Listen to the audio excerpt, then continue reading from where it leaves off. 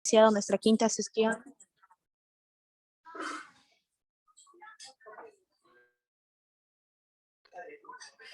Disculpe, ¿se me escucha? Perfecto, perfecto. Ya. Damos por inicio a nuestra quinta sesión de nuestro diplomado en Derecho Administrativo con el tema órgano, instructor y sancionador. Doctor, puede empezar. Perfecto, muchas gracias Nadia. No sé si me puedes habilitar para poder compartir, por favor.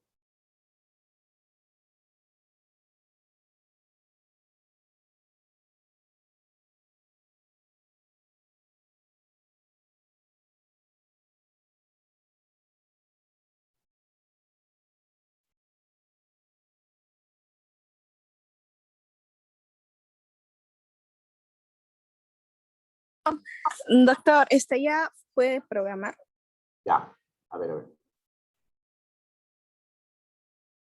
Listo. Ok, bueno, continuamos, ¿no? Continuamos con esta jornada y en esencia lo que queremos es continuar con el desarrollo de esta parte importante del derecho administrativo sancionador y específicamente en relación a lo que significa el procedimiento, la tramitación del procedimiento.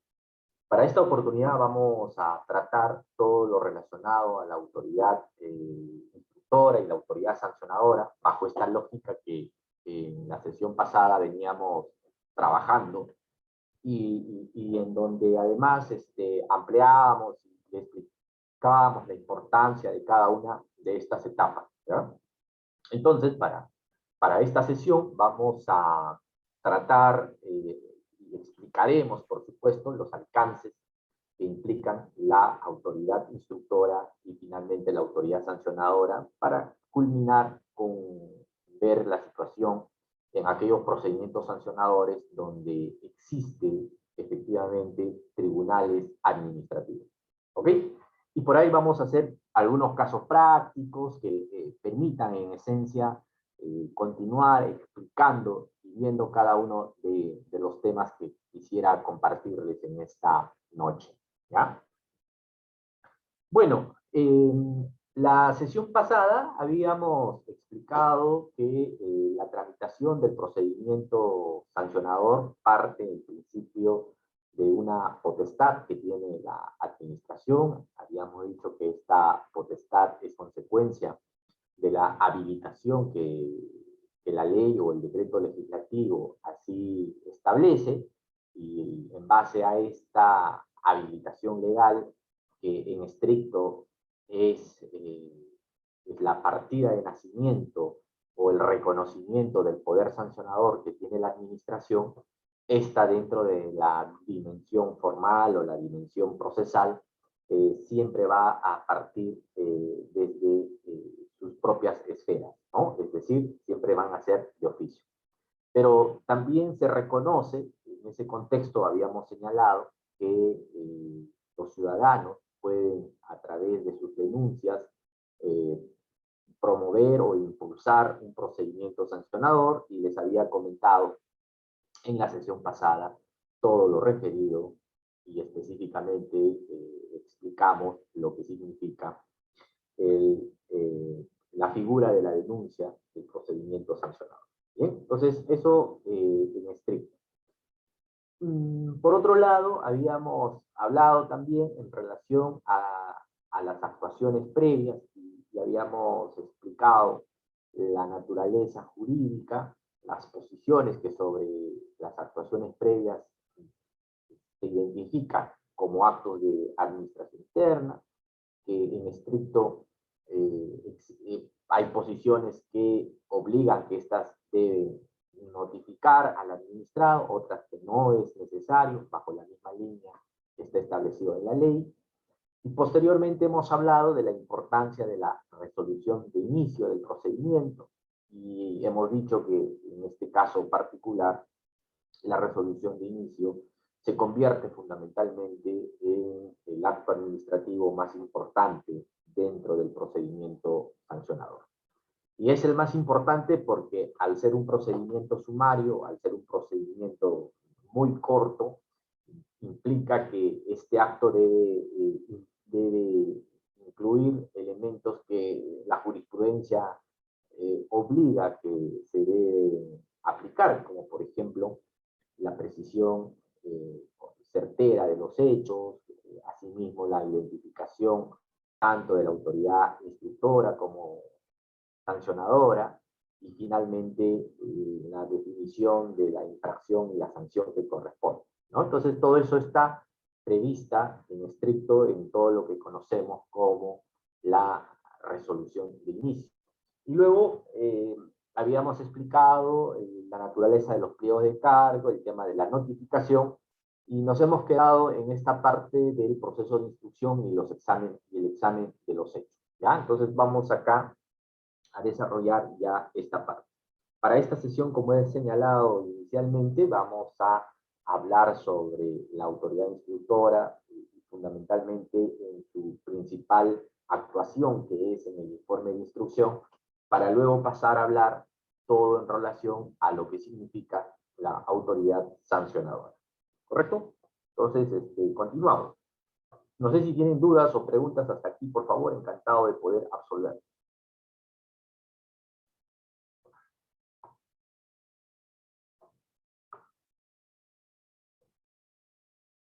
Bueno, a ver, vamos a explicar esta parte, ¿no? Es en esencia necesario que podamos, ¿no? Que podamos reflexionar. A ver, veamos.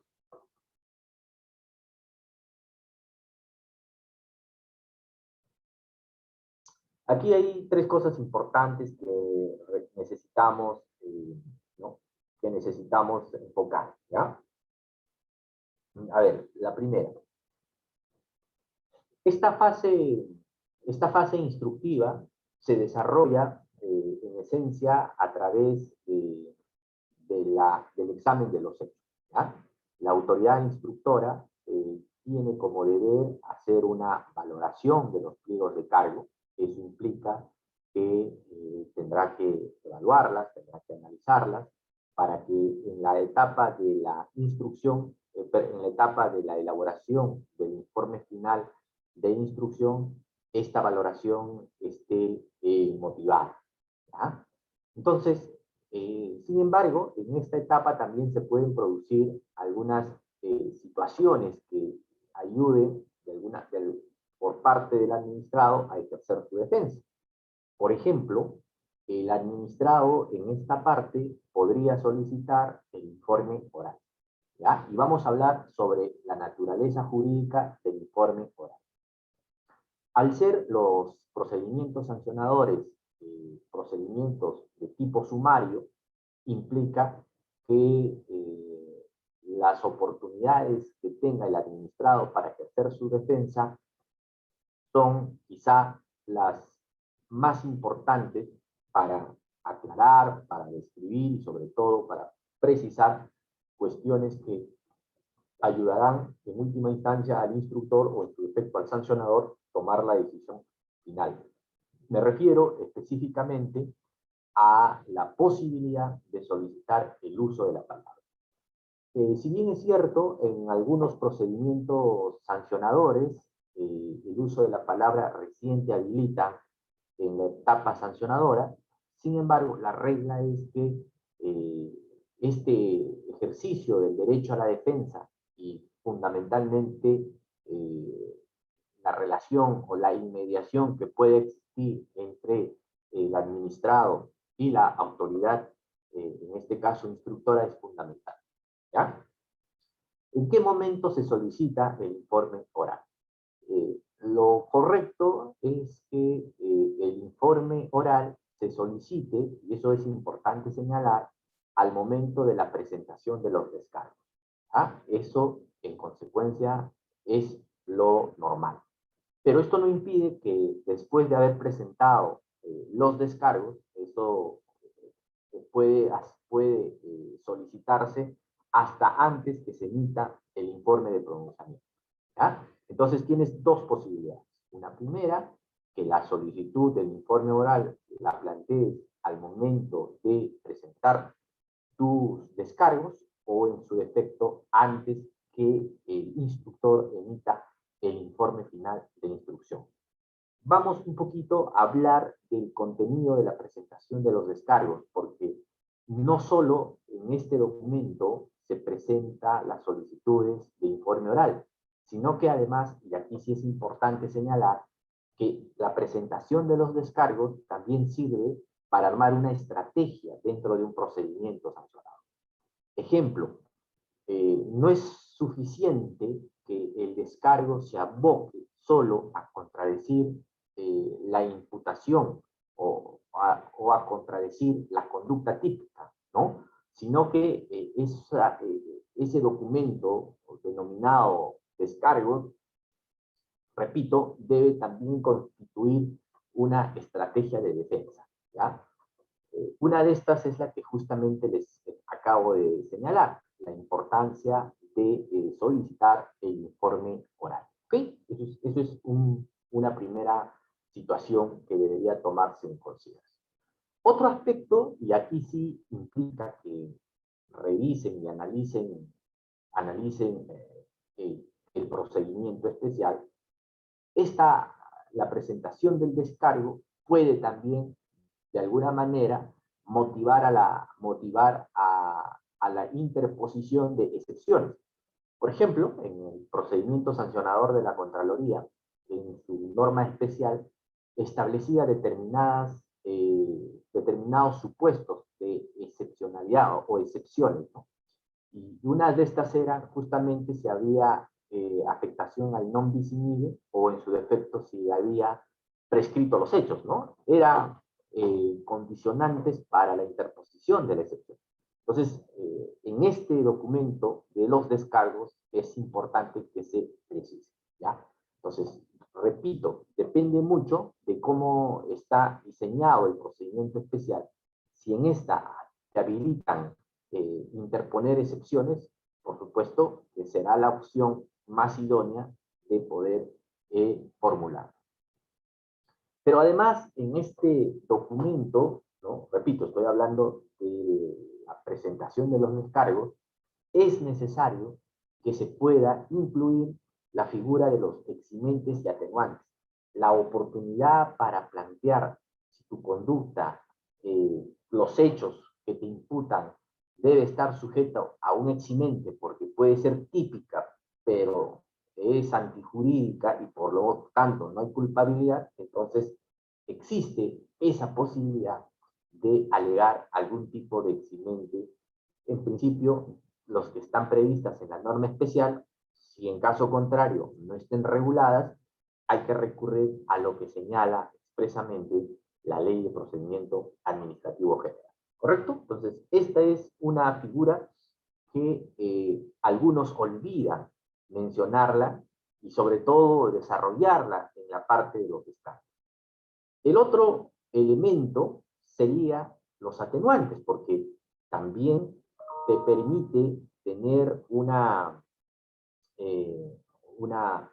un pronunciamiento de parte de los órganos, tanto instructores y fundamentalmente el sancionador, y digo fundamentalmente porque es este quien va a imponer la sanción, pero va a valorar muchísimo si es que tu conducta ha estado sujeto a los atenuantes previstas en la ley. ¿Ok? Entonces, miren ustedes que en la presentación de los descargos no solo es cuestión de contradecir los cargos imputados, sino que además tienes la oportunidad de solicitar el informe oral. Y aquí quiero un poquito precisar que no solo debe ser jurídico, porque también ahí habilita la posibilidad que sean técnicos. Un segundo aspecto en relación a la importancia de este documento denominado los descargos, aquí se debe alegar lo que significa tanto el eximente como el atenuante. Y un tercer aspecto, y en ese sentido sí se hace necesario que se pueda tomar en consideración, es las quejas por defecto de tramitación, que en esencia son remedios que la Ley de Procedimiento Administrativo General reconoce. Las quejas por defecto de tramitación normalmente apuntan por las indebidas o las irregularidades, notificaciones que se han dado dentro del proceso, y el hecho mismo de interponerla obliga a la autoridad instructora a remitir al superior jerárquico. O sea, ese pedido o esa queja que se presenta lleva a que la autoridad instructora paralice la tramitación del procedimiento, remite el expediente para que sea el superior y resuelva la queja. Miren ustedes que el descargo es ese documento donde puedes armar, como he señalado inicialmente, una estrategia de defensa, ¿ya? Pero muchos no contemplan y no desarrollan estos aspectos, y entonces lo único que hacen es abocarse fundamentalmente a contradecir los cargos respecto a la imputación, ¿ya? Eso es entonces una primera idea. Bien, luego, luego de haber la autoridad instructora, luego de haber analizado y sobre todo valorado ese documento denominado los descargos, puede ser que identifique, miren ustedes, identifique que la infracción que se ha imputado, pues no ha sido correcta, miren. Entonces, el instructor tiene la posibilidad de cambiar la conducta o cambiar la infracción administrativa. Si inicialmente se ha aperturado un procedimiento disciplinario con una infracción A, en el transcurso de esta fase instructiva, el órgano instructor puede, valorando esta situación, cambiar de infracción. Pero hay una condición. Esa condición es que tiene necesariamente que notificarse y otorgarse el mismo plazo para que formule sus descargos. O sea, el instructor tiene esa posibilidad.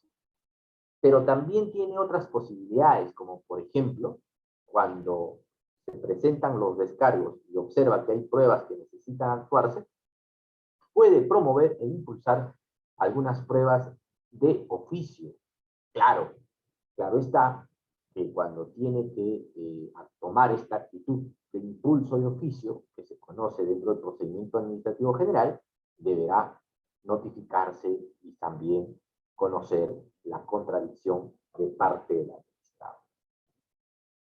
Lo regular es que la autoridad instructora pueda modificar la imputación del cargo, o sea, es decir, la infracción administrativa. Y lo excepcional, y en verdad he visto muy pocos casos, que la autoridad instructora de oficio impulse pruebas que puedan ayudar de alguna manera a resolver. Creo que he visto un caso en la UEFA, pero por lo demás, casi la mayor parte de los instructores se abocan solo a las pruebas que han tenido, ya sea si es en un procedimiento disciplinario de la Secretaría Técnica o si es en un procedimiento por responsabilidad administrativa o funcional a través de lo que se denomina el informe de control, ¿ya? Entonces, estas son las características que queremos mencionar y explicar en esta fase denominada de la instrucción y examen de los hechos.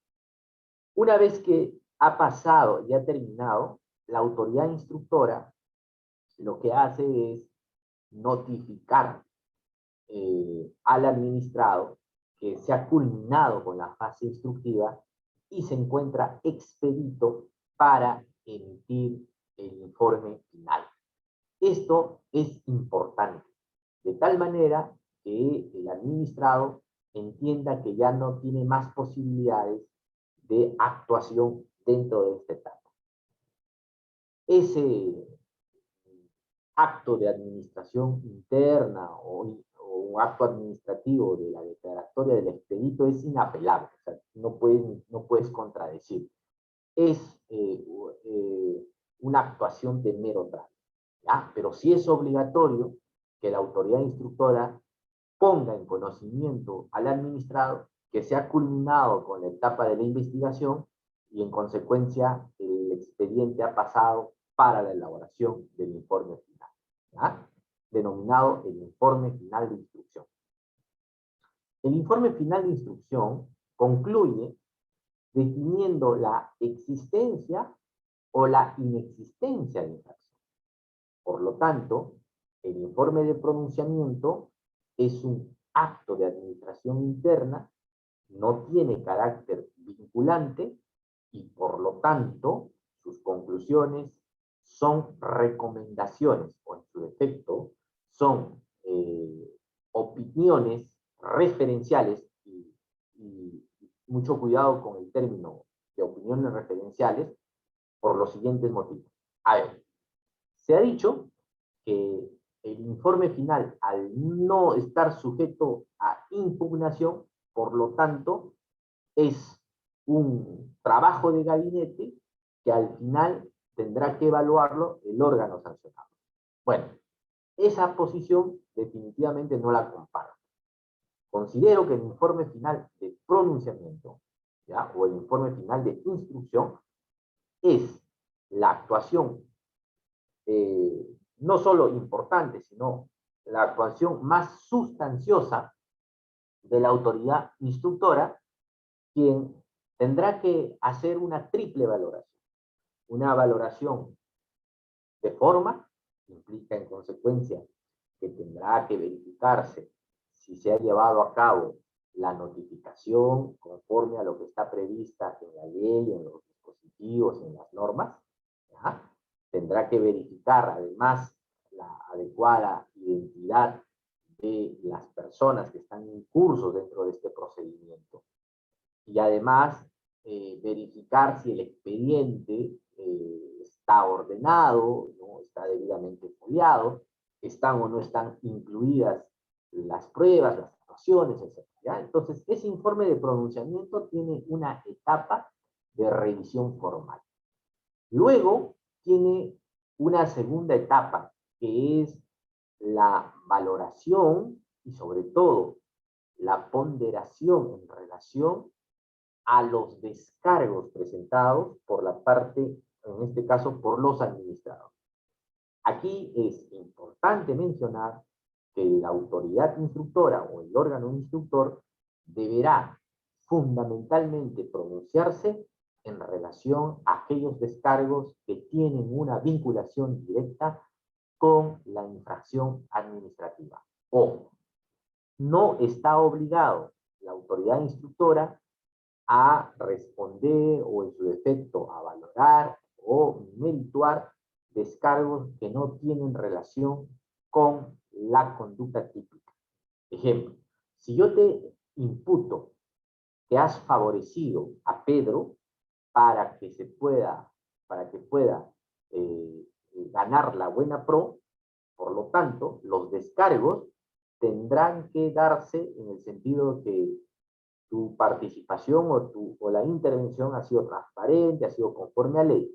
Pero si en esos descargos yo menciono que he constituido una empresa con la finalidad de servir al país y por lo tanto, bajo mi principio de honorabilidad, siempre actuaré con valores, etc., esa valoración, o sea, ese descargo no es sujeto a un pronunciamiento del órgano instructor. ¿Por qué? Porque no tiene ninguna relación ni vinculación con la imputación principal.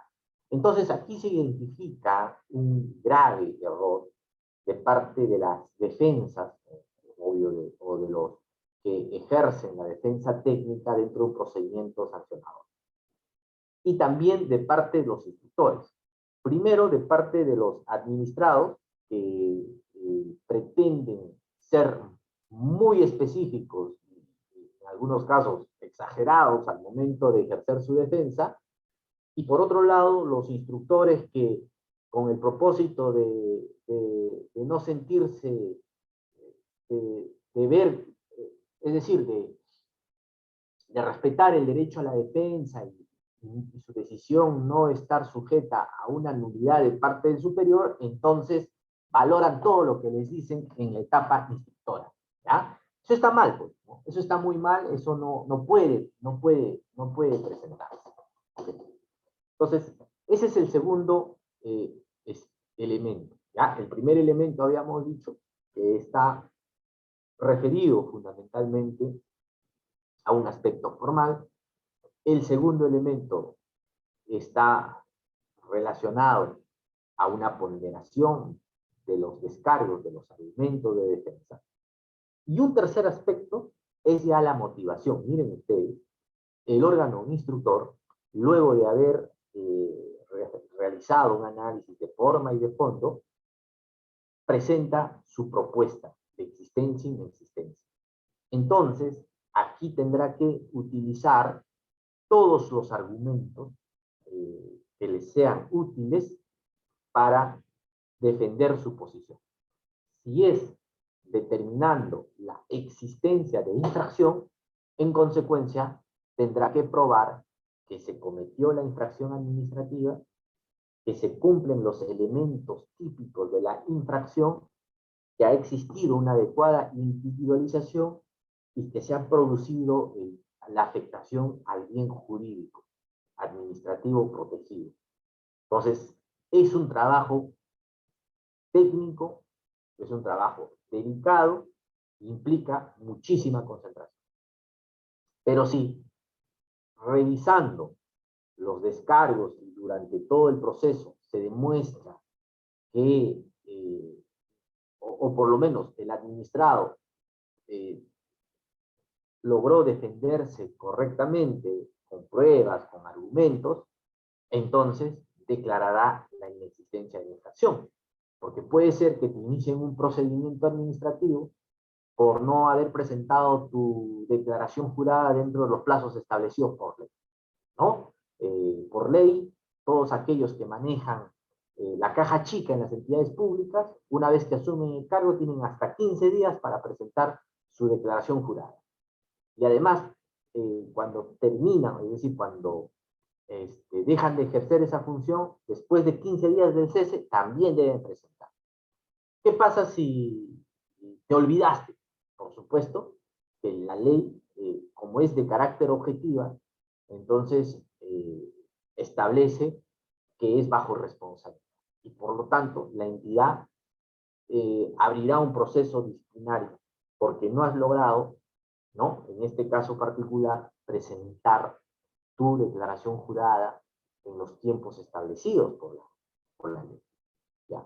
Y te abren un proceso disciplinario, tú tomas conocimiento que tu entidad te está iniciando el proceso y necesitas en ese sentido, pues, contradicción. Y en la etapa de la contradicción, tú demuestras que sí has presentado y adjuntas el cargo de presentación de tu declaración jurada, y entonces el instructor lo que tendrá que hacer simplemente es, con esa prueba, ¿no?, verificarla, valorarla y declarar la inexistencia, porque la ley solo castiga cuando tu declaración jurada lo has presentado fuera del plazo. Y si lo has presentado dentro del plazo y lo acreditas con la copia del cargo de presentación, ¿no?, escrita por mesa de partes, pues ya no hay infracción, ¿no? Entonces, eso es justamente la labor que persigue el órgano instructor, ¿no?, respecto al pronunciamiento de una conducta determinada. Miren ustedes, entonces, la labor que desempeña la autoridad instructora.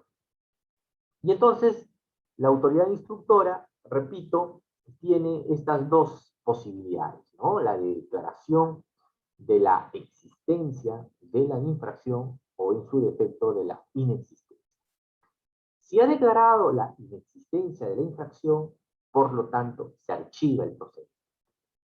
Pero hay determinados procedimientos especiales, como por ejemplo el caso de la policía, cuando el instructor declara la inexistencia, esa decisión se remite al Tribunal de Disciplina Policial para revisar y verificar. Hay un procedimiento de revisión.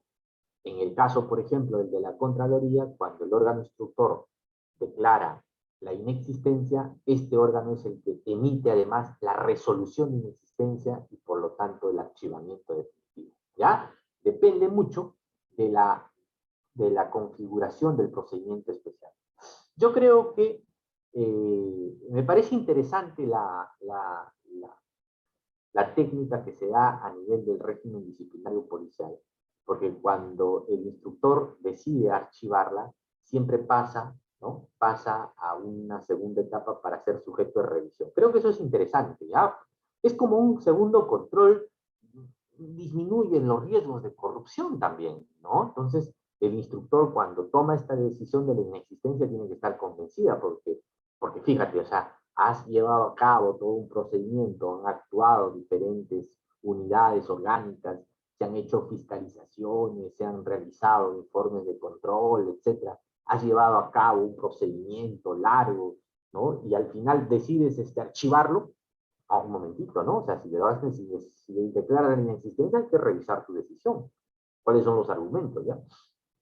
Entonces, me parece interesante que cuando los órganos instructores declaren la inexistencia de infracción pueda ser revisado, ¿no? O pueda existir un procedimiento de revisión de parte del superior jerárquico, ¿ya? Pero cuando declara la existencia de la infracción, entonces el informe de pronunciamiento se remite al órgano sancionador, ¿ya? Si es que el órgano instructor consideró que se cumplen y existen los elementos para la determinación de la infracción, implica que está aprobado la infracción administrativa y que los descargos no han desvanecido la carga imputativa. Y entonces se notifica al administrado, ¿ya? Se notifica al administrado el informe de pronunciamiento. Miren ustedes, segunda etapa donde el administrado puede volver a ejercer su defensa. Inicialmente, su defensa la puede ejercer cuando le notifiquen la resolución de inicio. Notifican la resolución de inicio, ¿ya? Tiene 5, 10 o 15 días, dependiendo del procedimiento sancionado, para interponer sus descargos. Pero, además, puede también ejercer defensa cuando el órgano instructor define y determina la existencia de infracción, porque ese informe de pronunciamiento le notifica. Pero, ¿qué puede hacer el administrado frente a ese informe de pronunciamiento? Apelar, contradecir, reconsiderar. ¿Qué puede hacer? No puede ni apelar, no puede ni reconsiderar. Es decir, no procede ningún medio impugnatorio contra el informe de pronunciamiento. ¿Por qué? Porque justamente el informe de pronunciamiento se convierte en un acto de administración interna y, como he señalado inicialmente, no tiene efectos vinculantes.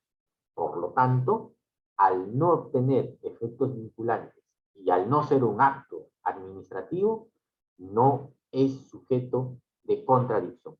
Solo puede ser sujeto de contradicción o en su defecto de apelación aquel acto administrativo que afecta algún interés o en su defecto perjudica la situación jurídica de un administrado.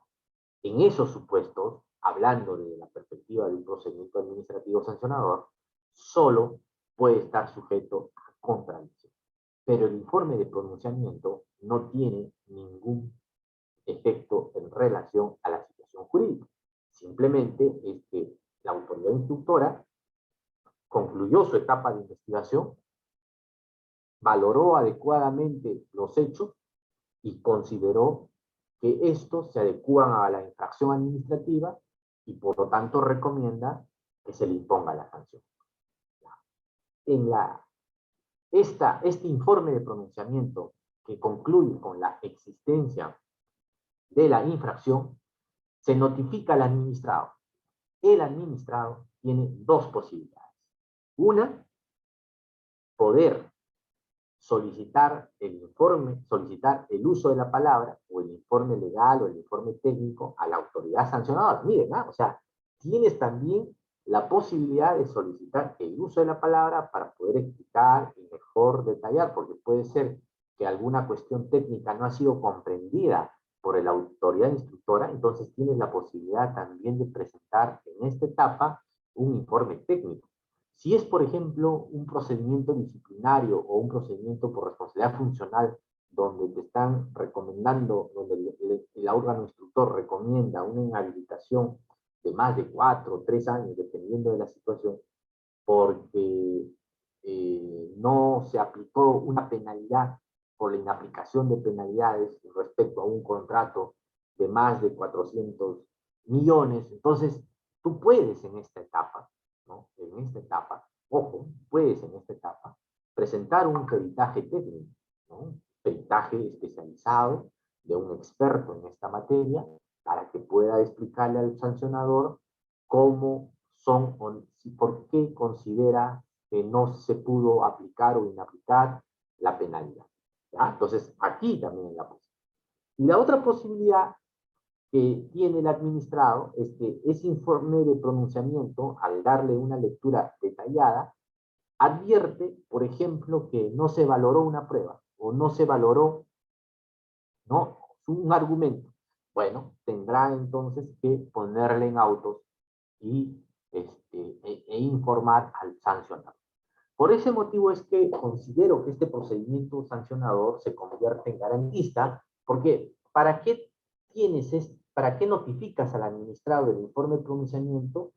Justamente para poder entorpecer todo el proceso. Y con eso no quiero decir que estoy en contra que el administrado se pueda defender. Si la lógica del procedimiento administrativo es sumario, es un procedimiento donde su principal actuación es la resolución de inicio y luego el informe de pronunciamiento y la sanción, entonces, ¿por qué se crea esta figura? ¿No? Entonces, ahí hay que analizar. Hay que analizar y muchos procedimientos administrativos al final no cumplen con su propósito. Porque al final de cuentas, estimados amigos, frente a la decisión del órgano sancionador, hay la posibilidad de interponer la apelación. Y si no estás de acuerdo con la decisión es más, del superior, puedes ir hasta el contencioso administrativo, porque esta situación de un procedimiento sancionador, miren ustedes cuántas etapas tiene y que en esencia pasan meses y años, y creo en estricto que van a haber un montón de problemas al momento finalmente de tomar la decisión, y siempre que debe estar bajo el norte del interés general, ¿no? Seguimos.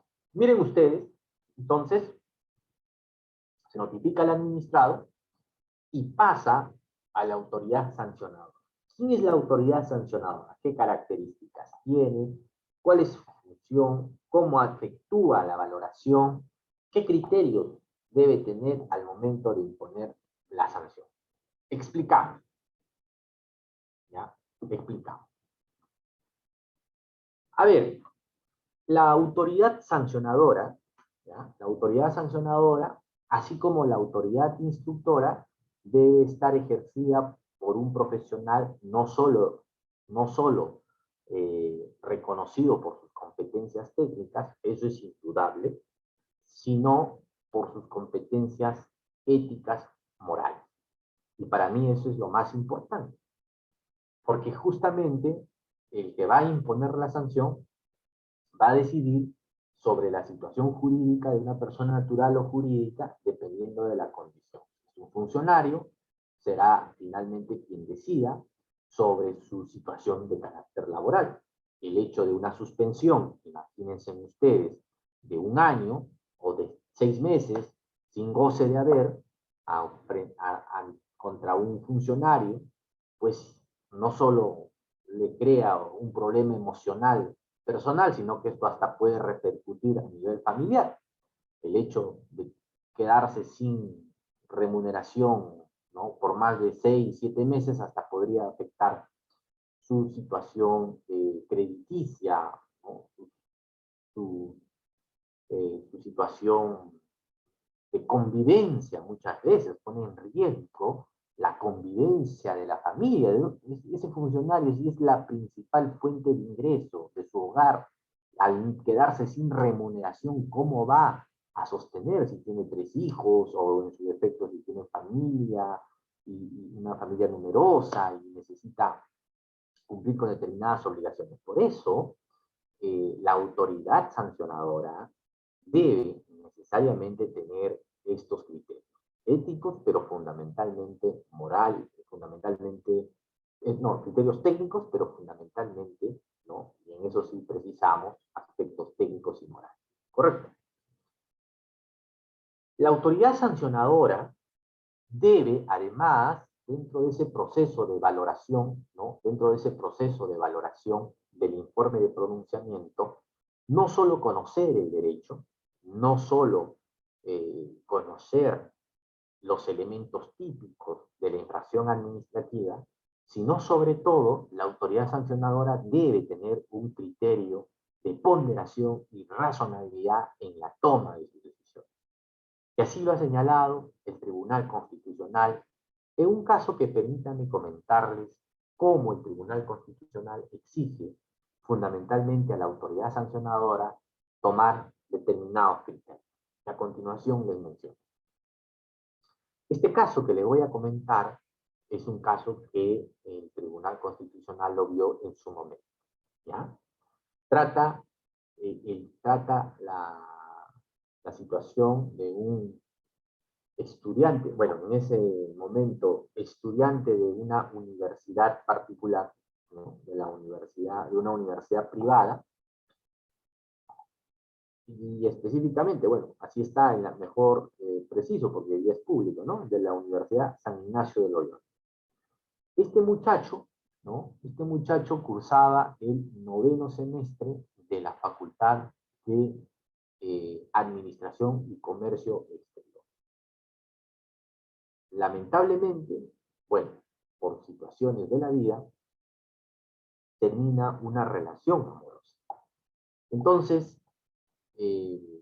frente a esa situación, el muchacho se pone, ¿no? Se deprime emocionalmente, seguramente le afecta ese rompimiento y empieza a consumir droga al interior de la universidad. Entonces, las autoridades universitarias verificaban que este estudiante con mucha frecuencia se quedaba dormido en las instalaciones de la universidad y es por ese motivo que advirtieron una situación irregular. Entonces el área de bienestar de la universidad se constituyó porque también se presentaron algunas denuncias, ¿no? Que había momentos que este joven se volvía agresivo, pero entonces decidieron actuar. Y en ese momento detectaron que el joven en su mochila tenía marihuana y tenía todo tipo de drogas que de alguna manera aliviaba su dolor o en su defecto era la manera de poder seguramente resolver un estado emocional delicado para él. Repito, o sea, cada uno tiene diferente reacción y manifestación sobre determinadas situaciones. Y entonces el área de bienestar levanta un acta y en ese acta pues verifica que en la mochila había droga, marihuana, y además el joven estaba pues estaba en un estado calamitoso, ¿no? Se somete a un examen toxicológico y en ese examen toxicológico definitivamente salen los resultados en donde se acredita que había consumido droga. Le abren un proceso disciplinario porque en estricto la universidad se regula también en base a su estatuto y en su estatuto decía que era una falta muy grave el consumo, ¿no? De drogas al interior de la universidad. Entonces, al ser una falta grave y sobre todo porque existían las pruebas del caso, el acta del área de bienestar, el examen toxicológico, las declaraciones de los amigos, etc., no, decide separarlo de la universidad y separarlo definitivamente. La decisión del Tribunal de Ética de la universidad sobre el caso particular es en estricto la separación definitiva. Bueno, el muchacho pues toma conocimiento de esta decisión de parte de su universidad y consulta a sus abogados.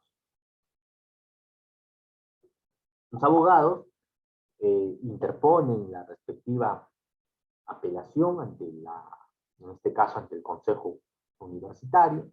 El Consejo Universitario considera que efectivamente se había vulnerado y se había afectado, ¿no?, el prestigio de la entidad y que no iba a permitir que los alumnos puedan consumir droga a su interior, y entonces merecía la sanción más grave, que es la separación definitiva, porque estos hechos no pueden volverse a repetir y además no pueden ser aceptadas en una situación como esta, ¿no? Entonces, pues el muchacho logra un poco superar esta situación, ¿no?, con apoyo psicológico, etc. Pero los padres se preocupan porque ya perdió prácticamente el semestre con esta separación definitiva. Ninguna universidad quería recibir porque tenía antecedentes negativos, y entonces recurren al Poder Judicial, igual confirman, y entonces es cuando deciden ir al Tribunal Constitucional. El Tribunal Constitucional verifica la sanción que emitió la universidad y entonces se pronuncia señalando que había una vulneración al principio de razonabilidad. Y en esos argumentos, el Tribunal Constitucional verifica, por ejemplo, que el órgano sancionador, en este caso el Tribunal de Honor de la universidad, no había valorado, entre otros aspectos, primero los antecedentes, ¿ya? Los antecedentes son importantes para la imposición más grave que contempla la infracción, ¿ya? Entonces, el muchacho no tenía antecedentes de sanción ni de amonestación, es decir, esta era su primera infracción y por lo tanto eso no se había valorado. O sea, no era un reincidente, o sea, no era un estudiante que frecuentemente cometía infracciones, o sea, era la primera infracción, era la primera vez que cometía esta infracción. Seguramente no pudo controlar una situación emocional que le afectó muchísimo, y la mejor manera, o quizá en ese momento que le tranquilizaba, era con alguna droga o llamar la atención, no lo sabemos, ya son temas muy subjetivos. Y luego el Tribunal Constitucional hace otra segunda valoración sobre esta situación y verifica que el Tribunal de Honor no logró verificar o no ponderó que este joven estaba ya en el último semestre para culminar su carrera. O sea, ni siquiera se estaba en el primero ni en el segundo, sino ya estaba a meses de culminar su carrera. Por lo tanto, había una afectación a su proyecto de vida, a su proyecto profesional, y no ha sido ponderado. Segundo elemento que toma en cuenta. Y el tercer elemento, y ahí sí, por eso que es importante en todos los procedimientos sancionadores, es identificar el efecto, que en estricto puede ser de carácter económico o no económico. Y en este caso particular, la universidad no logró demostrar cuál es el perjuicio que esa conducta originó u ocasionó a la universidad. Bueno, entonces, al no haberse definido ese perjuicio, por supuesto, que llevó al Tribunal Constitucional a que se declarara la nulidad de esa sanción y ordenara a la universidad a revisar sus procedimientos disciplinarios y ordenar además que las decisiones de sus órganos sancionadores se adecue en base a estos principios, ¿no? Que significa una ponderación adecuada de los hechos, de los antecedentes de esta persona, la identificación correcta en torno a el perjuicio ocasionado y sobre todo el contexto de la infracción que se ha cometido, o sea, cuáles fueron las circunstancias. Miren ustedes entonces, esta sentencia sirvió fundamentalmente para que se apruebe el decreto legislativo, el decreto legislativo 1272, que modifica algunos artículos de la Ley de Procedimiento Administrativo General, y por ejemplo en estas modificatorias ya se obliga que el órgano sancionador está obligado, cuando tiene que imponer una sanción, a valorar entre estos aspectos fundamentalmente el grado de intencionalidad. Esa es una modificación que se ha dado. En el decreto legislativo 1272 tendrá que probarse si hubo un grado de intencionalidad, si hubo un perjuicio al Estado, si hubo un perjuicio a la entidad, si hubo un perjuicio funcional, en fin, entonces, o un perjuicio económico, tendrá que valorarse esos aspectos. ¿Ah? Entonces, la autoridad sancionadora, como pueden ustedes ver, tiene un grado de responsabilidad no solo legal, sino sobre todo material, porque la decisión que tome en estricto afectará o beneficiará, dependiendo de las circunstancias o dependiendo de los hechos, al administrador.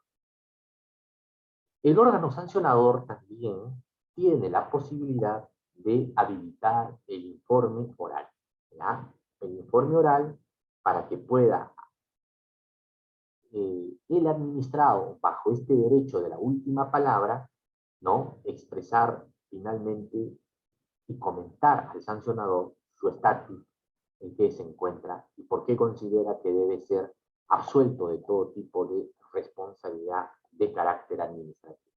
Fíjense ustedes, estimados estudiantes, que todo este procedimiento que les he comentado tiene muchísima influencia del ámbito jurisdiccional.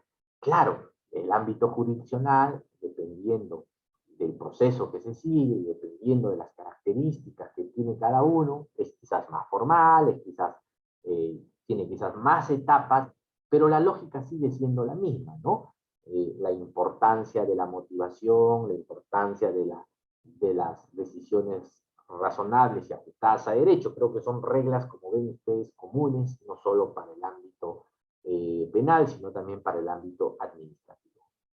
Y aquí además el sancionador tendrá que resolver respecto a los pronunciamientos de los eximentes y los atenuantes. Vamos a ver. Si es una resolución de la figura de los eximentes, entonces el sancionador decretará que sí existió la infracción, que la conducta es típica, pero que se ha demostrado que no existe la conducta antijurídica y por lo tanto la conducta no es culpable, ¿no? Por ejemplo, si se acredita que se cometió la infracción, pero no hubo un perjuicio. O sea, ejemplo, ¿no?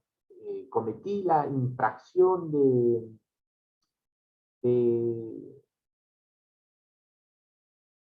asistir en estado de ebriedad a mi centro de trabajo. ¿Ya? Está prohibido recurrir al centro de trabajo en estado de ebriedad. Muy bien. Llegué a mi centro de trabajo en estado de ebriedad, pero como mi labor no es de alto riesgo y esta situación no perjudica el funcionamiento, ¿no?, de la empresa, entonces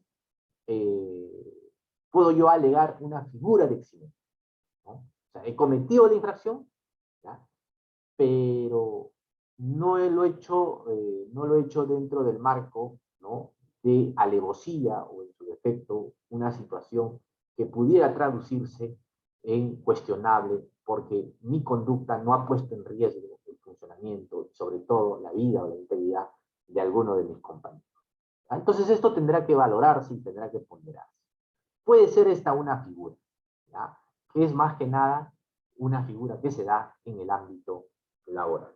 ¿Ya? Entonces el órgano sancionador tendrá esa capacidad de poder hacer esa valoración y tendrá que verificar en estricto cada uno de estos elementos. El órgano sancionador también tiene la posibilidad de pronunciarse sobre la figura de los atenuantes. Y aquí, fundamentalmente, su rol es quizá la más importante, porque va a decidir en torno a la ponderación del rango de la sanción.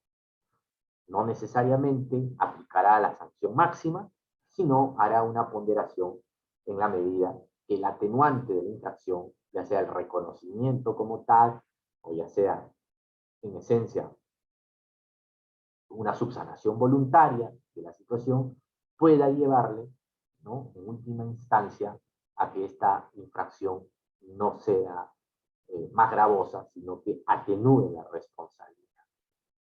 Toda esta situación ya es valorada y depende muchísimo de la autoridad sancionadora. ¿Ok?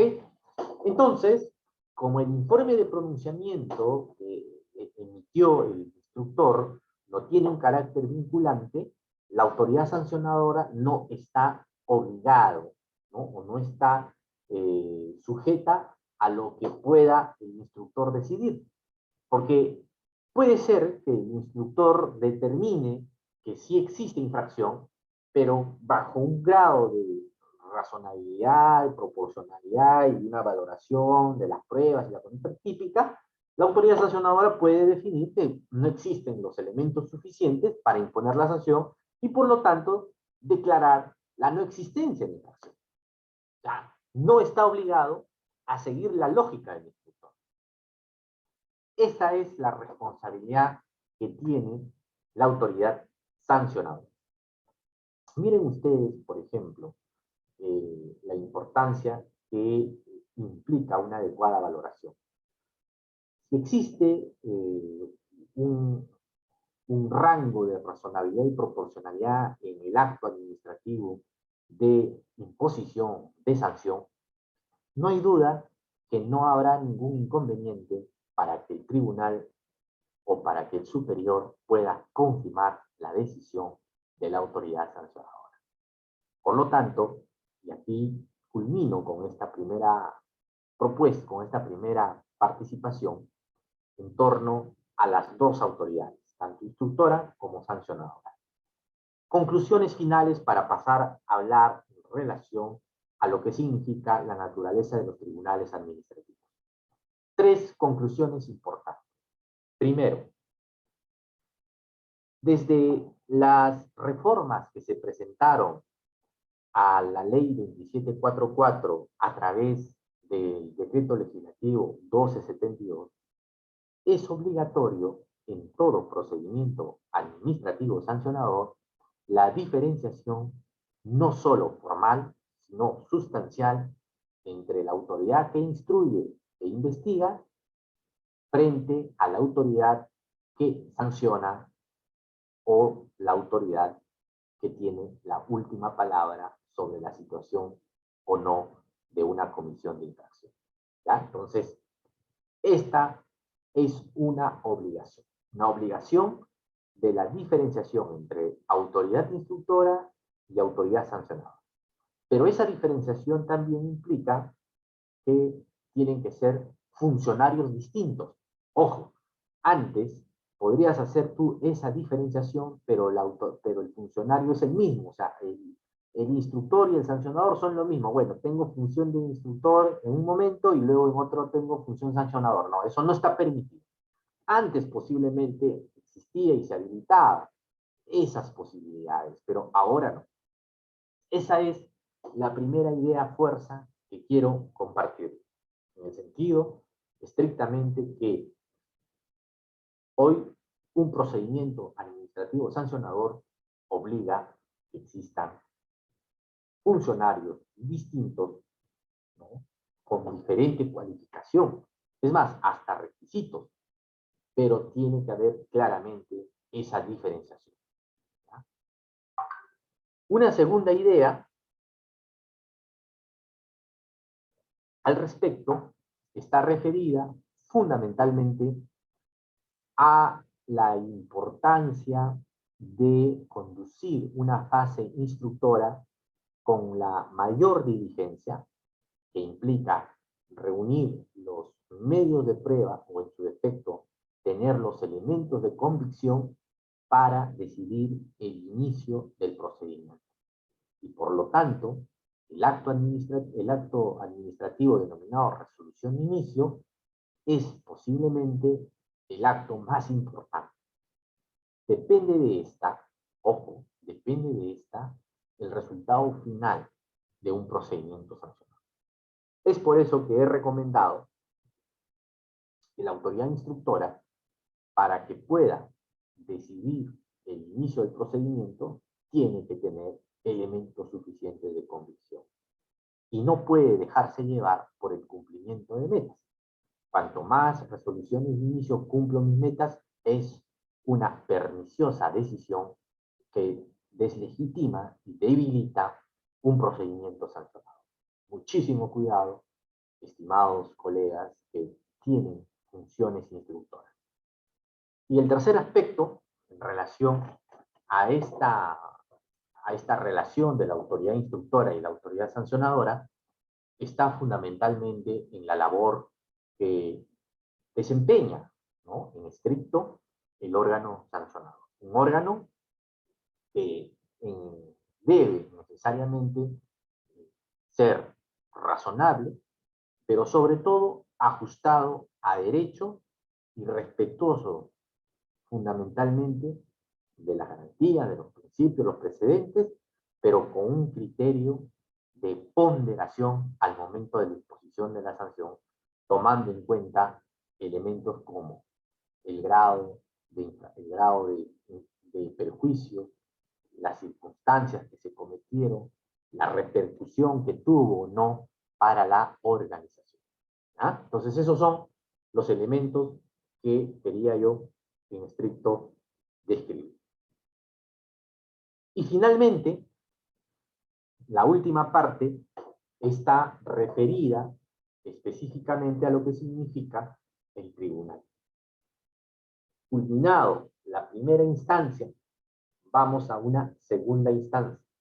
Una segunda instancia la ve muchas veces, dependiendo, repito, del procedimiento especial, los tribunales administrativos. Hablar de los tribunales administrativos es referirse a la máxima garantía que puede existir dentro de un procedimiento. Claro está que no hay una obligación que los procedimientos administrativos tengan una doble instancia. Por ejemplo, los procedimientos sancionadores en materia de contratación no tienen dobles instancias. La instancia única, en este caso, cuando se tramita un procedimiento ante el Tribunal de Contrataciones, es el mismo Tribunal de Contratación.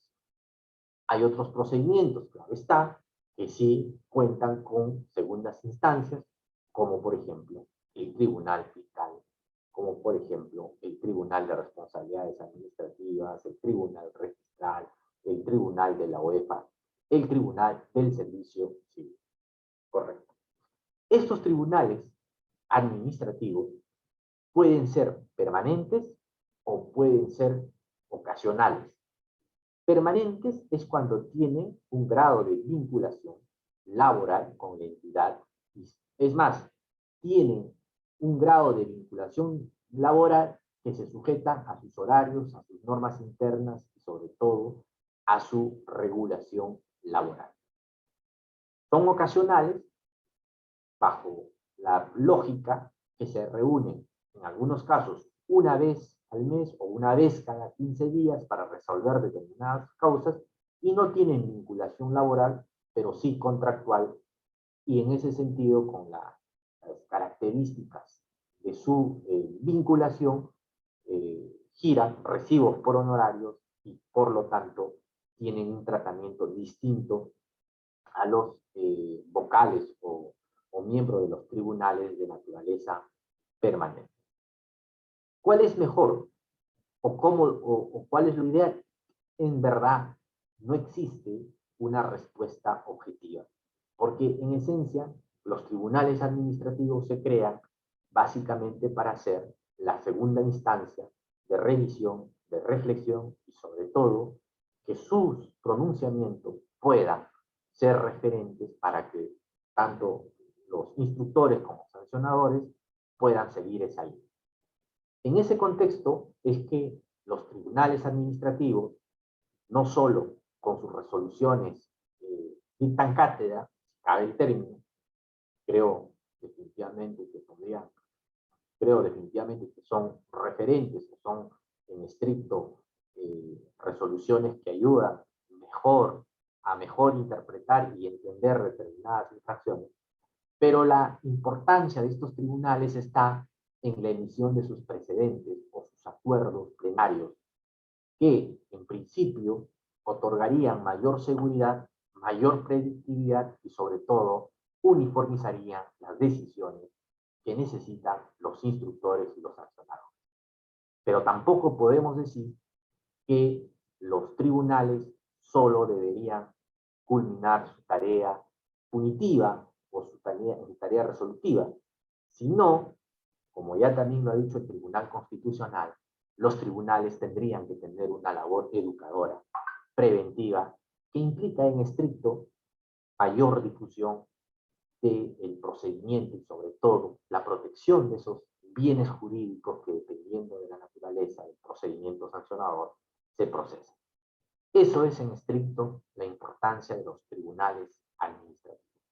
Los tribunales administrativos pueden declarar la nulidad, pueden revocar o pueden, en su defecto, reconducir determinadas investigaciones. Repito, estas disposiciones se regulan en sus procedimientos especiales.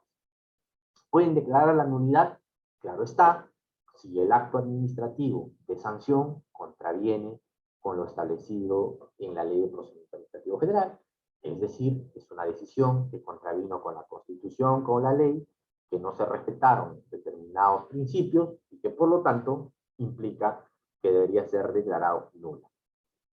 Puede ser revocada si es que se observa en estricto que los hechos imputados no se adecúan a conductas típicas que ya en su momento el tribunal puede haber desarrollado, regulado, en su efecto, aprobado a través de acuerdos plenarios, y por lo tanto hay la posibilidad de revocar decisiones. Puede confirmar también, y creo que lo usual es que confirme siempre en cuando tanto autoridad instructora como autoridad sancionadora se han abocado y han actuado dentro del marco que establece la legislación, sobre todo lo desarrollado por la misma normativa específica. Esta es, en esencia, estimados amigos, toda la estructura del procedimiento y, sobre todo, cuando nos referimos a la autoridad instructora y sancionadora, los aspectos más importantes, más trascendentales y que en estricto son los que se debería tomar en consideración. ¿Correcto? Entonces, vamos a ver ahora, y finalizamos esta parte, tratando la situación de la figura de los eximentes y los atenuantes. ¿Ya? Y con esto estaríamos cerrando esta importante noche académica. Como les decía inicialmente, la figura de los eximentes y atenuantes debe alegarse en el momento que se presentan los descargos. Es el momento oportuno para poder alegar estas figuras que han sido inicialmente reconocidas en la ley del procedimiento, reconocidas en la ley que regulaba el procedimiento sancionador a cargo de la Contraloría. Por lo tanto, la Contraloría aportó significativamente a la construcción de un derecho administrativo sancionador. Si hoy hablamos de eximentes y atenuantes, es a los aportes de la contribución que hizo Contraloría en su momento, al momento de diseñar una estructura sancionadora y que hoy ya es obligatorio y además se toma siempre en consideración, no solo porque está en la ley, sino que además dentro de una esfera de protección de derechos se hace necesario identificar estos elementos. Las conductas se convierten en atenuantes y por lo tanto por lo tanto, reducen la sanción a las escalas de calificación de la infracción, siempre y cuando exista una subsanación voluntaria. Una subsanación voluntaria implica en estricto que debería darse antes que se inicie el pase. Por lo tanto, yo me acojo a la subsanación voluntaria siempre en cuando no se ha iniciado el procedimiento sancionador. Si se ha emitido el acto administrativo, si se ha emitido la resolución, no habría subsanación voluntaria. Solo se aplica este supuesto en la medida que el sancionador aún no ha emitido la resolución de inicio. ¿Ya? Ejemplo, resulta que me comisionaron, ¿no? Me comisionaron para poder hacer algunas gestiones fuera de mi ciudad. ¿Ya? Me otorgaron viático. Y claro, yo tengo la obligación de rendir esos viáticos, pues porque son fondos públicos. Pero resulta que en vez de rendir con la veracidad del caso, adultero las boletas. ¿Ya? Mi área de contabilidad o el área encargada de verificación de la documentación advierten que he presentado boletas adulteradas. ¿Ya? Entonces, antes que te inicien un procedimiento disciplinario, tendrías que subsanarlo, tendrías que devolver el dinero. Si es así, entonces se adecúa la figura del atenuante. Pero si ya te han iniciado el procedimiento disciplinario y después de eso devuelves el dinero, no estás dentro de este supuesto. La condición fundamental para que se adecúe la subsanación voluntaria es que debe producirse antes de la emisión de la resolución de inicio, ¿no? Muy bien, eso es en principio sobre la figura del atenuante. Pero también se presenta un atenuante cuando existe una actuación en favor del interés superior. Resulta que estamos en una situación de pandemia y entonces necesitamos hacer alguna contratación inmediata, ¿no? Porque necesitamos proteger determinadas vidas. Claro, la ley te dice que tienes que cumplir con determinadas formalidades y sobre todo cumplir con determinados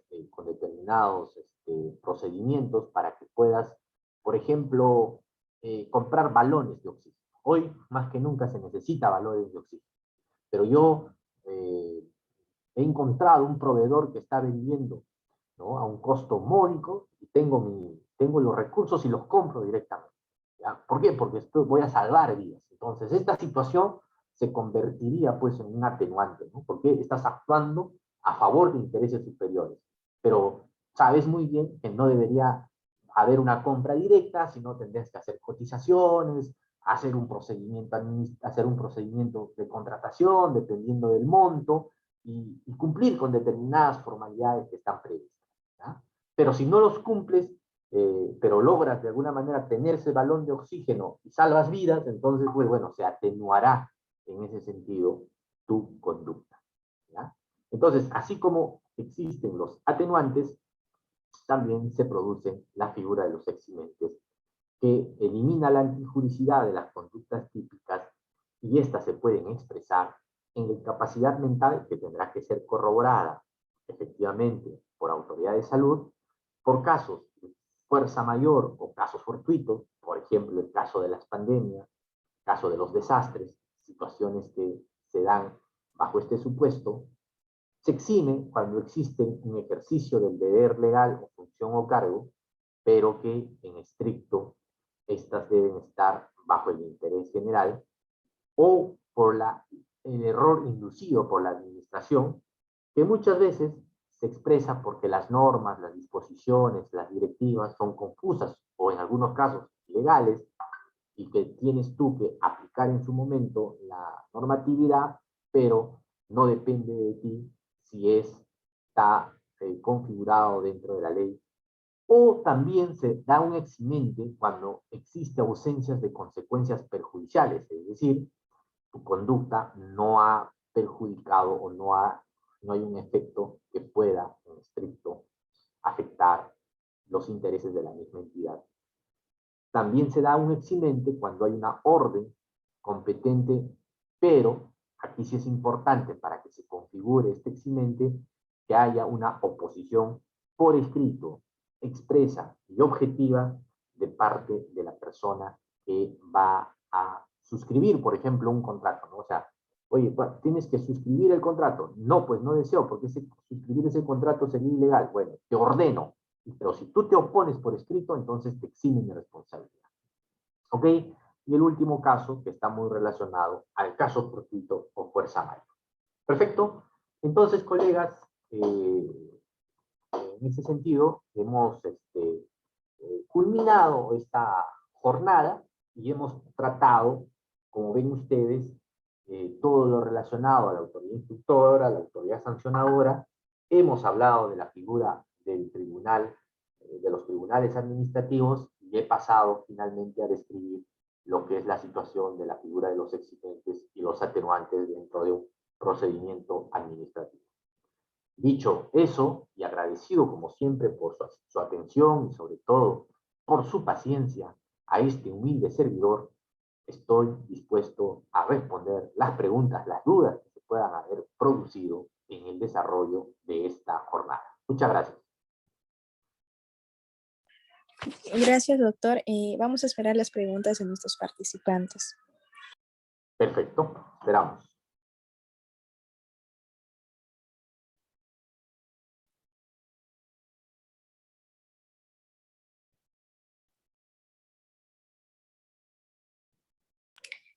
Invitamos a nuestros participantes a formular sus preguntas.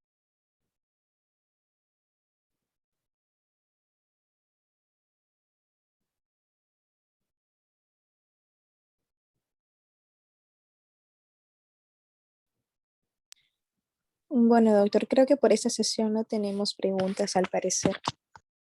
Perfecto, Nadia. Bueno, te agradezco muchísimo y como siempre a Inglares y bueno, cuídense mucho y estamos en contacto. Adiós.